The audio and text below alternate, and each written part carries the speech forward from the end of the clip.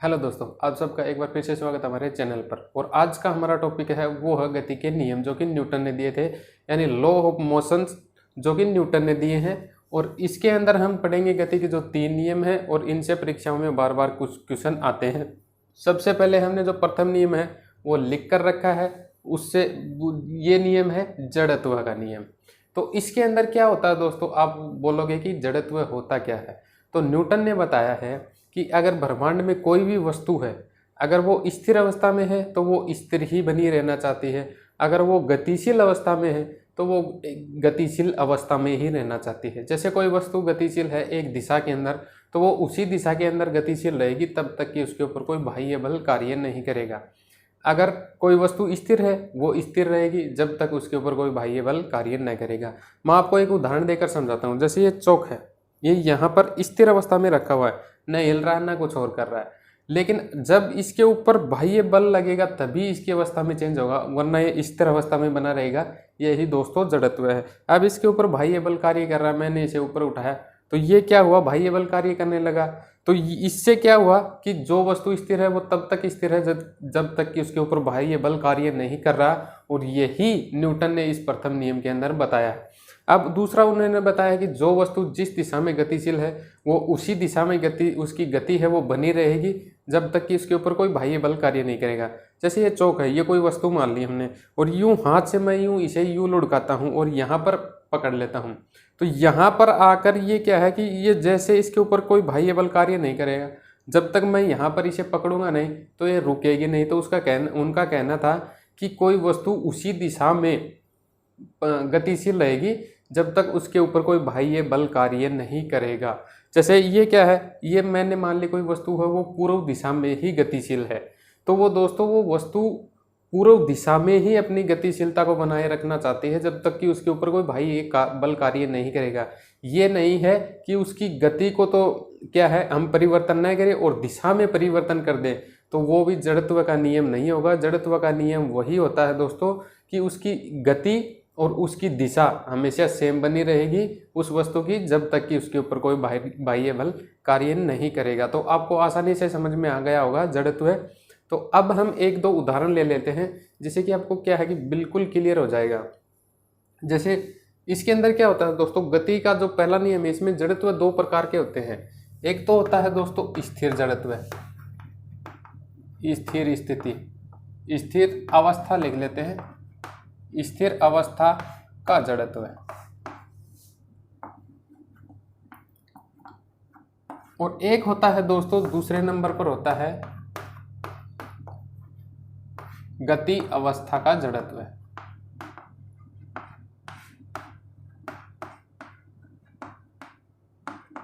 तो स्थिर अवस्था का मैंने आपको बताया था कि वस्तु जब तक स्थिर रहेगी जब तक उसके ऊपर कोई बाह्य बल कार्य नहीं करेगा। और ऐसे ही मैंने गति अवस्था का जड़त्व में बताया था, जैसे कोई वस्तु किसी दिशा में गतिशील है वो गतिशील ही बना रहना चाहती है जब तक कि उसके ऊपर कोई बाह्य बल कार्य न करे। तो सबसे पहले तो हम स्थिर अवस्था का जो जड़त्व है उसके कुछ उदाहरण देख लेते हैं। जैसे मैंने ये पानी का एक गिलास यहाँ पर लिया, पानी का यूँ एक गिलास लिया और इसके ऊपर क्या है कि एक यहाँ पर कागज़ लगा दिया। हम 9th 10th में ये पढ़ते आ रहे हैं। और यहाँ पर एक गत्ता हमने रख दिया, यहाँ पर एक सिक्का रख दिया, और मैं अचानक इस गत्ते को वापस यूं खींच लेता हूँ तो क्या होता है कि ये सिक्का इसके अंदर गिलास के अंदर गिर जाएगा, न कि इस गत्ते जो हमने जो यहाँ पर गत्ता रखा है इसके साथ ये जाएगा। ऐसा क्यों हुआ? तो यही है दोस्तों स्थिर जड़त्व का नियम, क्योंकि ये सिक्का है ये स्थिर अवस्था में है और ये अपनी पूर्व अवस्था यानी स्थिर अवस्था में रहना चाहता है, इसलिए ये इस गति का विरोध करता है। और तब क्या है, ये गत्ता तो यहाँ से निकल जाता है लेकिन ये जो वस्तु ये जो सिक्का है ये इस गिलास के अंदर गिर जाता है। ऐसे ही अगर मैं जड़त्व का आपको स्थिर जड़त्व का वो दूसरा उदाहरण बताऊं, जैसे मैं घोड़े के ऊपर बैठा, उसके ऊपर सवार हुआ और क्या है अचानक घोड़ा है वो दौड़ने लगा, तो क्या है कि मैं पीछे की तरफ गिर जाऊंगा, क्योंकि जो मेरी बॉडी है, जो मेरी बॉडी का मोमेंटम है वो स्थिर अवस्था में रहना चाहता है। और घोड़ा है वो अचानक क्या है तेजी से दौड़ता है और मेरी बॉडी है वो स्थिर अवस्था में है, तो क्या है घोड़ा तो आगे निकल जाता है, मैं पीछे रह जाता हूँ, इसलिए मैं उस घोड़े से नीचे गिर जाऊँगा। ऐसे ही क्या है कि बस में बैठे हैं और अचानक से बस है जब आगे की ओर जाती है तो भी हम पीछे की ओर क्या है गिर जाते हैं। तो ये सब क्या हुआ दोस्तों, ये जड़त्व की स्थिर जड़त्व के नियम हो गए। ऐसे ही अगर हम गति अवस्था के जड़त्व के जो नियम हैं, उदाहरण हैं, वो देखें, जैसे बस है वो बहुत तेज गतिशील अवस्था में है, जैसे तेज 100 की स्पीड से बस दौड़ रही है और 100 की स्पीड से यूं बस जा रही है और अचानक वो क्या है कि ब्रेक लगाती है, तो क्या है हमारा मुंह है वो आगे की ओर जाकर टिकता है, न कि पीछे की ओर। और जो ये जड़त्व था स्थिर अवस्था का, हम उसमें पीछे की ओर गिरे थे क्योंकि हमारी बॉडी वही स्थिर रहना चाहती थी और वो घोड़ा है वो आगे चला गया था, इसलिए क्या है हमारी बॉडी पीछे रह गई। लेकिन इसमें क्या है कि बस के साथ हमारी बॉडी है वो भी क्या है दोस्तों गतिशील अवस्था में है और वो गतिशील अवस्था में ही बना रहना चाहती है, इसलिए बस तो रुक जाती है लेकिन हम आगे की ओर, हमारा सर है वो आगे की ओर टकराता है क्योंकि हमारी बॉडी है वो गतिशील अवस्था में बना रहना चाहती है। इसके कारण हमारा जो शरीर है वो क्या है कि बस में आगे वाली सीट के ऊपर जाकर टकराता है। तो ये क्या हुआ दोस्तों, ये हुआ गति अवस्था का जड़त्व। तो दोस्तों अब एक और उदाहरण हम देखते हैं कि गति अवस्था के अंदर जो जड़त्व है वो कैसे काम करता है। जैसे क्या है कि हम लंबी दौड़ के अंदर देखते हैं कि एथलेटिक्स है वो कुछ दूरी से क्या है कि दौड़ता हुआ आता है और उसके बाद जंप लेता है। उससे क्या असर होता है दोस्तों, जब वो दौड़ता है तो उसकी गति होती है और क्या होता है दोस्तों, बॉडी की गति होती है तो वो गति अवस्था में रहना चाहती है। तो वो अगर छलांग लगा देता है उसके बाद भी कुछ देर तक उसकी बॉडी है वो गतिशील अवस्था में बनी रहती है, इसलिए उसकी जो लंबाई है, डिस्टेंस है कूदने की, वो ज़्यादा हो जाती है। इसीलिए क्या होता है कि दोस्तों हम लंबी दौड़ लगाते हैं उससे पहले कुछ रनअप लेते हैं। तो ये क्या हुआ दोस्तों, गति का जो पहला समीकरण है, उम्मीद है मुझे आपको दोस्तों जो गति का जो पहला नियम है उम्मीद है आपको पूरा आसानी से समझ में आ गया होगा। अब हम चलेंगे गति के दूसरे नियम पर। तो चलिए दोस्तों अब हम स्टार्ट करते हैं गति का दूसरा नियम। गति का दूसरा नियम या संवेग का नियम। संवेग यानी मोमेंटम लॉ, संवेग नियम। तो दोस्तों गति का जो दूसरा नियम है, इसी से क्या है हमें जो फोर्स है उसका पता चलता है, उसके मात्रक और उसके यूनिट का सब हमें क्या है कि जो गति के दूसरे समीकरण है यानी संवेग का नियम, और इसी से हमें संवेग संरक्षण का नियम का है वो भी इसी के द्वारा पता लगता है। तो इसके अंदर हम सबसे पहले देख लेते हैं गति का दूसरा नियम हमें बताता क्या चीज़ है।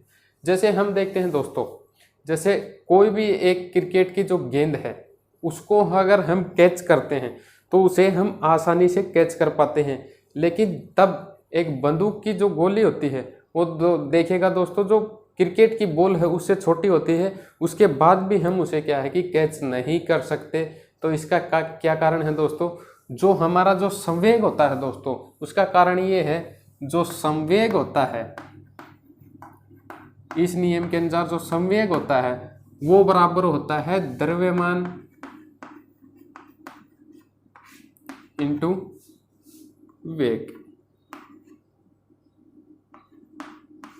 यानी संवेग को हम करेंगे P से डिनोट, द्रव्यमान को करेंगे M से, वेग को करेंगे V से।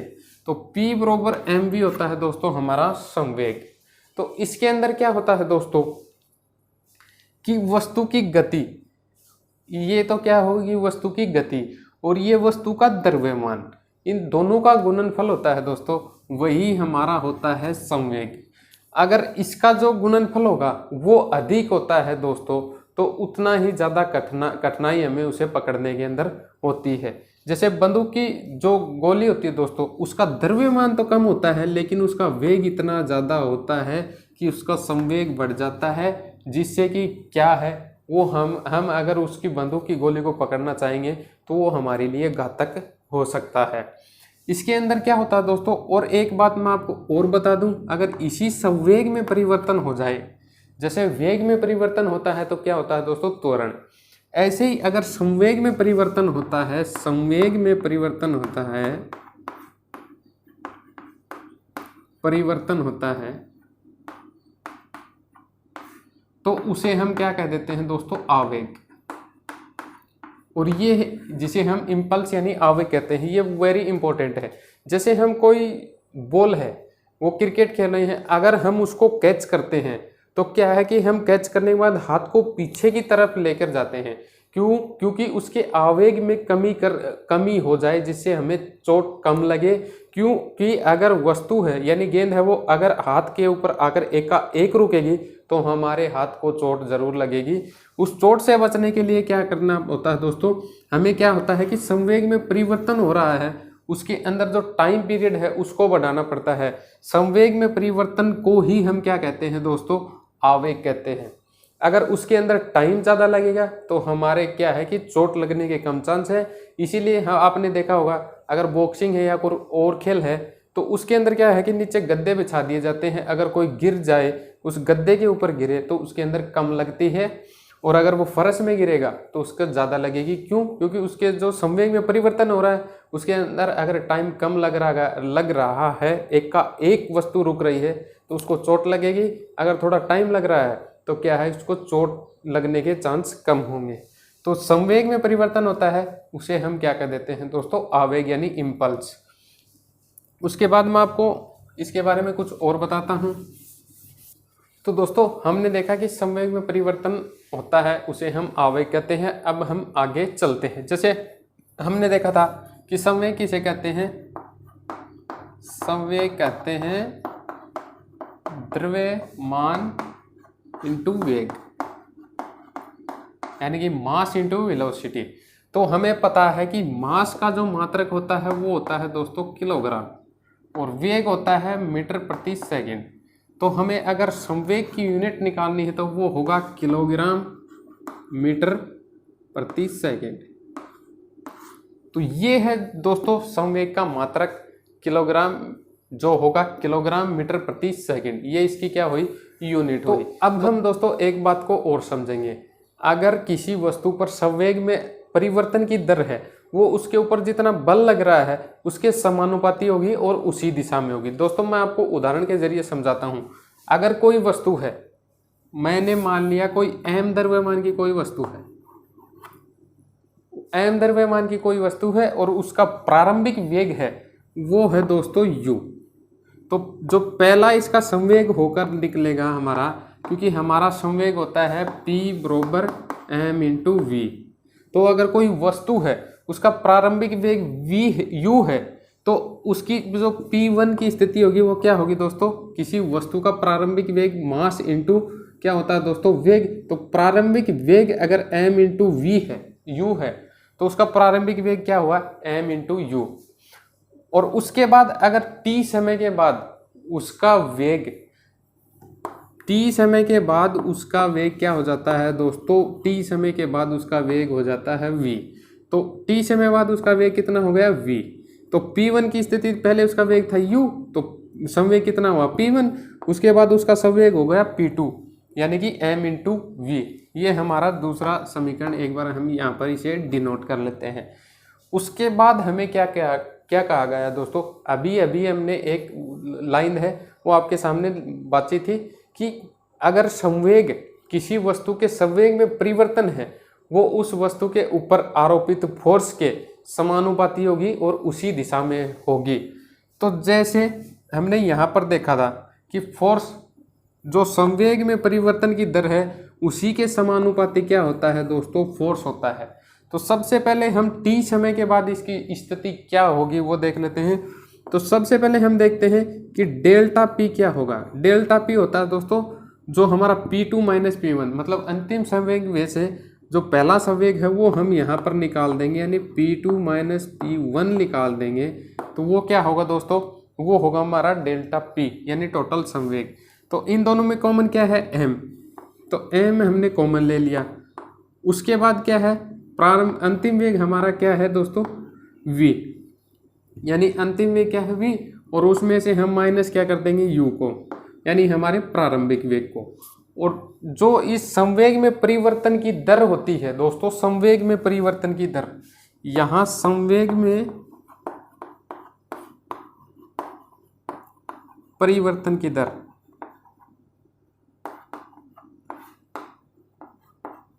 परिवर्तन की दर है वो कितनी होगी, वो होगी दोस्तों हमारी परिवर्तन की दर होगी, वो होगी m into v minus u upon t. और ये तो हमने देख लिया संवेग में परिवर्तन की दर। उसके बाद हमने जो लाइन बोले थी कि संवेग में परिवर्तन होगा वो क्या होगा, उस वस्तु के जो फोर्स होगा उसके समानुपाती होगा और उसी दिशा में होगा। मतलब ये तो हुआ फोर्स और ये हुआ समानुपाती का निशान। और जो संवेग में जो परिवर्तन हुआ वो हमने देखा कि फोर्स के समानुपाती होता है। तो F समानुपाती m into v minus u upon t. ये क्या हुआ दोस्तों, हमारा F के समानुपाती होता है संवेग में परिवर्तन। उसके बाद हम दोस्तों कुछ आगे लिख लेते हैं, यहाँ पर यह नीचे दिखाई नहीं देगा। तो F समानुपाती है m v minus u upon T. उसके बाद हम यहाँ पर इसे देखते हैं। तो F समानुपाती m v minus u upon T. तो अब हम क्या करेंगे दोस्तों, इस समानुपाती के निशान को हटाने के लिए यहाँ पर हम k एक नियतांक है यानी कांस्टेंट है, नियतांक, इसका इस्तेमाल करेंगे। तो F के बराबर हो जाएगा हमारा v minus u upon t. और हमें पता है प्रारंभिक वेग v क्या है दोस्तों, अंतिम वेग, और u है प्रारंभिक वेग अपॉन t। तो अंतिम वेग मतलब अंतिम वेग माइनस प्रारंभिक वेग अपॉन t होता है हमारा वेग यानी एक्सेलरेशन। जो सॉरी दोस्तों त्वरण, तो त्वरण होता a बराबर होता है अंतिम वेग माइनस प्रारंभिक वेग अपॉन टी। ये हमारा जो दोस्तों त्वरण का फॉर्मूला होता है। तो इस पूरे की जगह क्या है, अब हम a को रख देंगे। तो F इंटू के बराबर m इंटू ए हो जाएगा हमारा एक्सेलरेशन, m मास हो जाएगा हमारा द्रव्यमान, क्योंकि ये त्वरण होता है a v minus u upon T. क्या होता है दोस्तों, त्वरण v यहाँ पर क्या है दोस्तों अंतिम वेग, u है हमारा प्रारंभिक वेग अपॉन t। तो इसका मतलब क्या हुआ दोस्तों, वेग में परिवर्तन, और वेग में परिवर्तन किसे कहते हैं, हम त्वरण को कहते हैं। अब यहाँ पर k बराबर हम एक बार a मान ले तो हमारा होगा F बराबर m इंटू ए। और यही हमारा फोर्स का है जो दोस्तों फॉर्मूला, वो यही जो गति का दूसरा समीकरण है, सॉरी दोस्तों दूसरा नियम है, वो यहीं से बनकर आता है, जिसे हम फोर्स यानी बल बराबर होता है द्रव्यमान इंटू त्वरण। तो ये फॉर्मूला हमारा यहाँ से बनकर तैयार हो जाता है। त्वरण द्रव्यमान ये क्या होते हैं, तो इसे पिछला वीडियो देख लीजिएगा, उसमें सारा बताया हुआ है, आपका कॉन्सेप्ट बिल्कुल क्लियर हो जाएगा। तो F बराबर m में बन गया। तो हमारा इसी से इसकी जो यूनिट बनेगी, तो द्रव्यमान की हमें पता है kg होती है, और त्वरण की क्या होती है दोस्तों, वेग में परिवर्तन की दर। तो वेग होता है हमारा दोस्तों मीटर प्रति सेकंड, और वेग में परिवर्तन की दर मतलब एक टाइम और जुड़ा t, तो मीटर प्रति सेकंड स्क्वायर। तो kg मीटर प्रति सेकंड स्क्वायर को दोस्तों हम क्या कह देते हैं, न्यूटन। ये हमारी यूनिट है फोर्स की, वो यहीं से निकल कर आते हैं न्यूटन। और क्या होता है दोस्तों, हम बता देते हैं आपको, 10 की घात 5 डाइन, कई बार परीक्षा में पूछ लिया जाता है, बराबर 1 न्यूटन होता है। ये परीक्षा में पूछ लिया जाता है, इसलिए मैंने इसे अलग से बता दिया है। तो ये सब क्या है दोस्तों, जो हमारा जो गति का जो दूसरा समीकरण है, उससे इन सब चीज़ों के बारे में हमें क्या होता है दोस्तों, पता चलता है। तो इसके उदाहरण हो गए, कौन कौन से उदाहरण हो गए, एक तो वो क्या हुआ दोस्तों, हम जो गेंद को कैच करते हैं वो भी इसका उदाहरण है। जैसे हम जैसे कोई लंबी कूद कूदते हैं, तो उसके बाद हम क्या है कि दोस्तों गद्दे रखते हैं, ताकि जो खिलाड़ी है वो उन गद्दों के ऊपर जा कर गिरे, जिससे संवेग में परिवर्तन की दर है वो बढ़े, जिससे उस खिलाड़ी को न लगे। ऐसे अगर आप उसे उदाहरण पूछ लिए जाएं, तो वो गति के दूसरा नियम है, उसी के सभी एग्जाम्पल होंगे। तो मुझे लगता है आपको ये भी समझ में आ गया होगा। अब हम आगे चलेंगे गति के तीसरे नियम के ऊपर। तो अब हम देखते हैं दोस्तों गति का तीसरा नियम। गति का तीसरा नियम।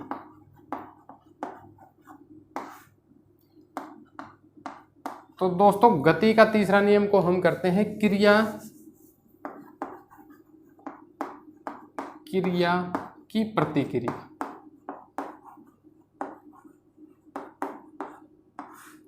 यानी कि एक्शन रिएक्शन। तो क्रिया की प्रतिक्रिया हम किसे कहते हैं? गति के तीसरे नियम को कहते हैं। वो क्यों कहते हैं? वो इसलिए कहते हैं दोस्तों, जब भी हम किसी वस्तु के ऊपर जितना फोर्स लगाते हैं वो ही हमारे ऊपर विपरीत दिशा में उतना ही फोर्स क्या है दोस्तों, वो वस्तु हमारे ऊपर लगाते हैं।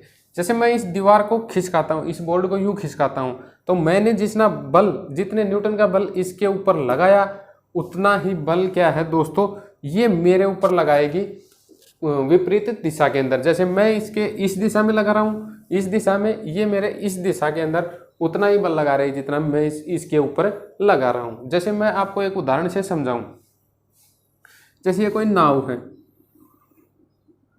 ये नाव है, और मैं अगर यहाँ से छलांग लगाता हूँ और यहाँ पर धरती के ऊपर ये कोई ज़मीन है, इसके ऊपर मैं यहाँ से यहाँ कूदना चाहता हूँ, तो क्या है दोस्तों, मेरे पैरों से इस नाव के ऊपर उतना ही बल लगेगा जितना कि मैं इसके यहाँ से कूदने के लिए यहाँ पर इस नाव पे लगा रहा हूँ। तो इससे क्या होगा, ये बल लगेगा तो ये नाव है ये पीछे की ओर खिसक जाएगी और मैं वहीं एक ही दिशा, उसी दिशा के अंदर यूं पानी के अंदर ही गिर जाऊंगा।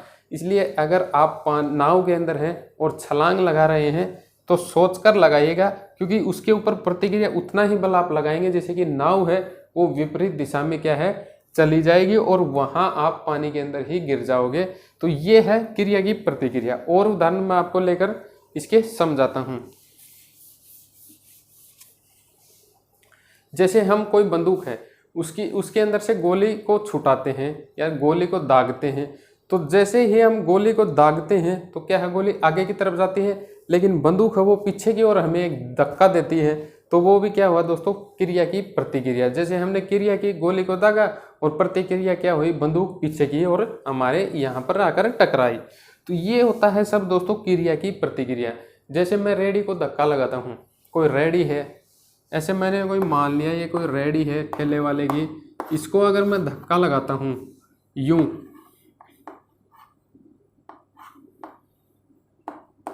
अगर धक्का लगाता हूँ तो क्या है दोस्तों, जितना फोर्स मैं इस रेडी के ऊपर लगा रहा हूँ उतना ही फोर्स जो मेरे पैर हैं वो ज़मीन के अंदर लगा रहे हैं। अगर जैसे इस रेडी या ठेले के ऊपर अगर ज़्यादा वेट रखा हुआ है और नीचे अगर मिट्टी है, वो गिल्ली है, तो क्या होगा दोस्तों, देखिएगा हमारे पैर हैं वो मिट्टी में धंस जाएंगे, लेकिन रेडी आगे की ओर धक्का इसको नहीं लगेगा, क्योंकि हमने इतना ही फोर्स लगाया है, उतना ही फोर्स इसने वापस लगा दिया और हमारा जो पैर हैं वो ही ज़मीन के अंदर धंस गए। तो हमारी प्रतिक्रिया ज़्यादा हो गई, क्रिया कम हुई।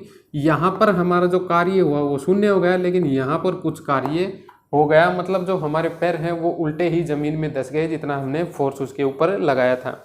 क्योंकि दोस्तों बल वही होता है, क्या है, फोर्स कार्य तब माना जाता है जब क्या है, इस वस्तु के अंदर अगर विस्थापन हो रहा हो। किसी वस्तु के अंदर हम जब बल लगाएं और उसके अंदर अगर विस्थापन न हो तो वो कार्य नहीं होगा। जैसे मैं इस दीवार को धक्का मारूं और ये हिल भी नहीं रही है, या यहाँ से इसका विस्थापन है वो 0 है, तो मेरे द्वारा कोई कार्य किया गया वहाँ पर नहीं काउंट होगा। इसलिए क्या होता है दोस्तों, जब हम रेडी को धक्का लगाते हैं तो हम ज़मीन के अंदर उतना ही हमारे जो क्रिया करते हैं उतना ही प्रतिक्रिया वाला जो बल है वो हम ज़मीन के ऊपर लगा देते हैं। हम रेडी को धक्का मारते हैं और हमारे पैर हैं, रेडी हमारे पैरों को धक्का मारती है जिससे कि वो ज़मीन के अंदर धंसते चले जाते हैं। तो ये क्रिया प्रतिक्रिया भी आप आसानी से समझ गए होंगे। उसके बाद हमारा जो नेक्स्ट टॉपिक होगा वो होगा दोस्तों कंजर्वेशन ऑफ मोमेंटम, यानी संवेग का संरक्षण क्या होता है। और उसके बाद होगा हमारा गति के जो 3 समीकरण हैं वो भी उसके अंदर हम आपको बताएंगे। तो और जो हमारा जो जितने भी न्यूमेरिकल बनते हैं उसका एक अलग से वीडियो होगा। तो तब तक के लिए क्या है कि दोस्तों नमस्कार। और अगर आपको वीडियो अच्छा लगा हो तो लाइक शेयर एंड सब्सक्राइब ज़रूर करना। धन्यवाद।